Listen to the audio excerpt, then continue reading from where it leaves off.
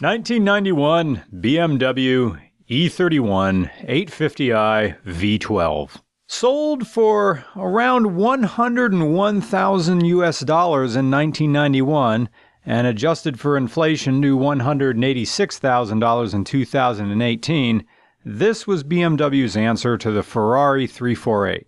A car for the guy who leaves a rose petal pathway for his one-night stands that leads right out the front door. A subdued, long-distance 2+2 GT car that was screw you fast, but when you look at the numbers, you wouldn't think so. The M70 B50 5-liter 60-degree single overhead cam V12 made 300 horsepower at 5,200 RPM and 330 pound-feet of torque at 4,100 RPM. In a world of sloppy mechanical, don't BS me 500 horsepower junkyard turbo LS builds, getting only 300 horsepower for a six-figure price tag feels like a ripoff. But your butt dyno tells you otherwise because of the long gearing of BMW's ZF 4HP 2.4 4-speed auto.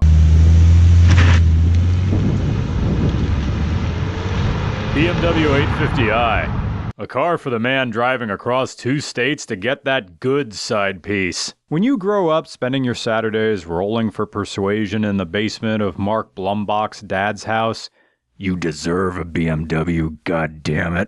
So you go into finance once you get out of high school, and once the acne's cleared, and before you know it, you've got a wife named Claire, and a secretary named Deborah, but it's spelled Debroa, because of course it is. It's 1991, and Terminator 2 is in theaters. A pound of bacon costs $1.95, and Blood Sugar Sex Magic by the Chili Peppers dropped the same goddamn day. Oh, you want your steak medium rare? Well, you're getting it medium raw. 850i. This car flops around a lot. It's a big, soft GT cruiser, even though it looks like a taunt 80s racer. Maybe it has thin sway bars. It's easy to make wobble. You know, you can take the steering wheel and go hug, and the car will go. It's made to be comfortable with interior amenities including 90s climate control and electric seats, and enough muffling to shut the M70 V12 up. So Cameron, the owner, put on a Magnaflow exhaust so you could hear the damn thing. Listen. I don't know that it'll make much of a difference, but... Oh, if I mash it? Yeah.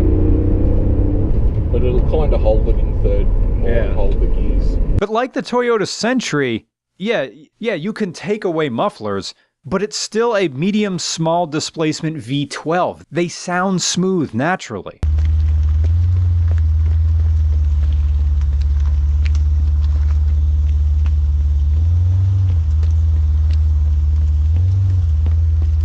Cameron moved to the US from Australia, and after he began living here, he looked for things that weren't the norm in Australia and eventually remembered the 8 Series. Despite his research reflecting a reputation for unreliability, Cameron has mileage well into the 6 figures with this 850i. No real issues. All he's done is preventative maintenance, like changing the water pump and suspension components, like tie rod ends, bushings, that sort of stuff. He also installed a walk, or even, you can even call it the Woke, W-O-K-K-E, V2 chipset, which gives a 10% gain across the board, better throttle response, and removes the 155 mile an hour speed limiter. Bimmer Forms claim that with the limiter removed, the 850i has an agreed upon top speed of 160 miles an hour. And you can get these things past 200 miles an hour if you raise the rear gearing and install a supercharger kit. Of course, Bimmer folks also like to play 7 Degrees of Kevin Bacon with the 8 Series and Formula 1. Well, you see,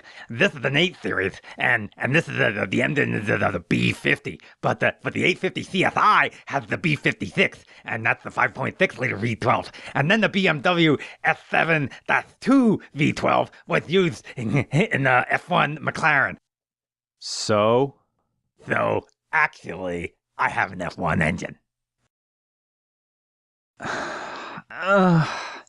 What you have is just a V12, but it's a unique design. It's 2 separate 2.5-liter M20 straight-6 engines conjoined at a 60-degree angle, along with 2 Medtronic 1.7 ECUs, 1 for each cylinder. Also, for redundancy, 2 fuel pumps, 2 fuel rails, 2 distributors, 2 mass airflow sensors, 2 crankshaft position sensors, 2 coolant temperature sensors, and 2 electronically controlled throttle bodies. But an 850i won't win against modern stoplight pastime, live with big swag, this is the greatest country on earth, pour one out for Arlie Ermy contests. But what an 850i will do is win the Speed Hunters Lincoln Highway 2 AM 90 mile an hour to 130 mile an hour pull. That's what the BMW's M70 B50 V12 was made for. It's made for passing somebody who's already going 100 miles an hour. 70 miles an hour is where the V12 wakes up.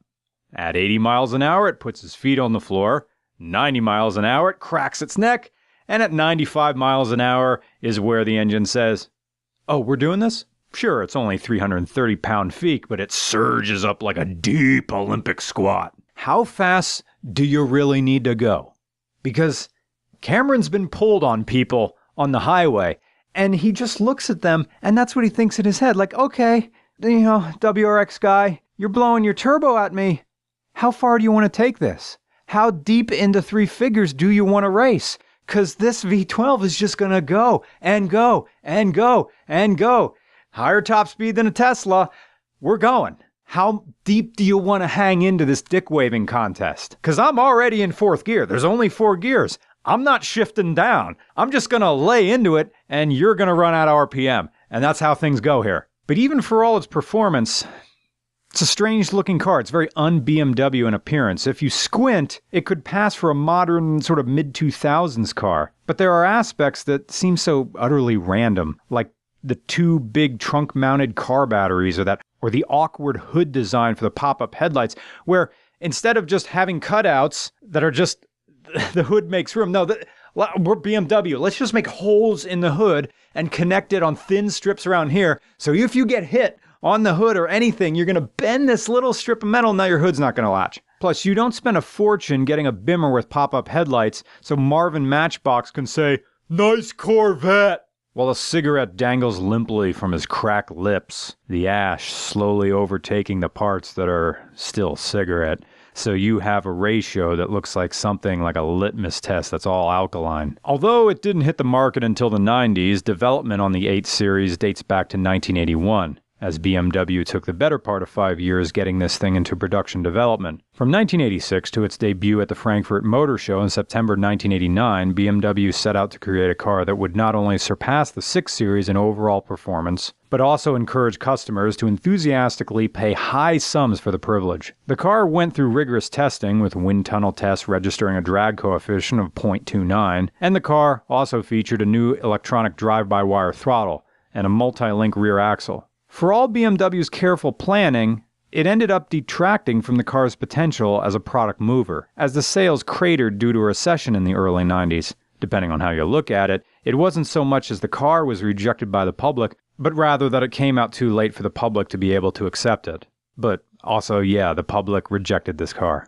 Over the course of 7 years, the 850i only sold 7,232 cars, prompting BMW to completely scrap plans for an M8 high-performance variant. And although production continued until 1999, that was only in Europe.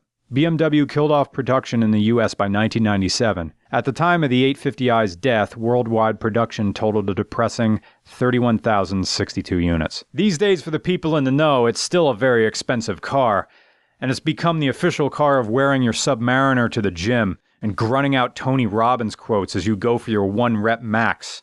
Cold. And the question now is, does the amenities of the car and does the heritage and everything justify the price tag? Because a lot of the coded symbolism of a BMW has been rendered inert from years of car culture growing wise to the reality that BMWs are gradually becoming regular cars themselves. Sure, the nice ones are really nice. But to what extent do nice ones justify their price tag? You buy an 850i because you want to be different, but you're still practical. This is still an amazing long-distance cruiser, a night bomber, a car for driving long, flat roads well past Ohio at 2 in the morning, with a CD player filled with nothing but Dream Theater.